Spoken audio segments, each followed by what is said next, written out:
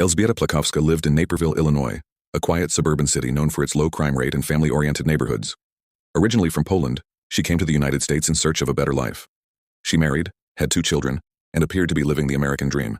She worked as a caregiver, and was also a devout Catholic, attending church regularly. On the surface, her life seemed ordinary and stable, but underneath, things were unraveling. Her marriage was strained. Her husband, a long-haul truck driver, was frequently away, and the couple often argued about finances and parenting.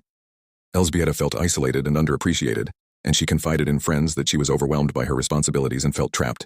On the night of October 30, 2012, a chilling crime shattered the illusion of domestic normalcy. Elzbieta was supposed to be watching her 7-year-old son Justin and a 5-year-old girl named Olivia Dworkowski, the daughter of one of her clients.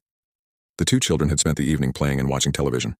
At some point after dinner, Elzbieta told them they needed to say prayers before bed. Then she grabbed a kitchen knife. What happened next defied understanding. In a brutal frenzy, Elzbieta stabbed both children to death. She struck Justin nearly 100 times and Olivia over 50 times. She later told police that she believed she had to kill them to protect them from the evil in the world, and to get back at her husband for what she saw as his failures and neglect. After the murders, Elzbieta tried to clean up the crime scene. She placed religious objects near the children's bodies, including rosaries and prayer cards. She then drove to a nearby church and told a priest that she had done something terrible and needed help. The priest called the police. When officers arrived at the apartment, they found a horrific scene. The children's bodies were in a bedroom surrounded by blood. There was no sign of forced entry and nothing had been stolen. Police quickly arrested Elzbieta and brought her in for questioning. During the interrogation, her story changed multiple times. First, she claimed someone had broken in and attacked the children while she was in another room. Then she said the devil made her do it. Eventually, she admitted that she had done it out of anger and despair.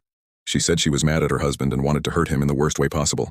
She believed that killing their son would be the ultimate punishment. The community was stunned.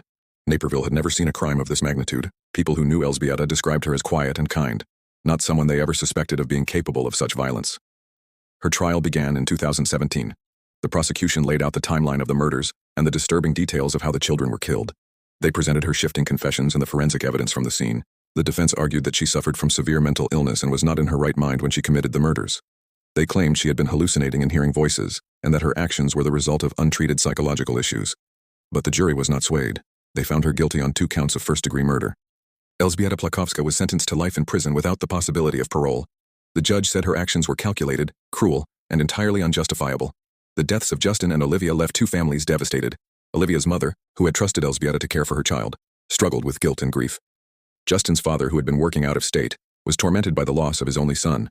In the aftermath, local churches and mental health professionals came together to support the community and to raise awareness about the signs of emotional distress and untreated mental illness. While Elzbieta's motive remained murky, the result was clear. 2 innocent children were lost to an act of incomprehensible violence.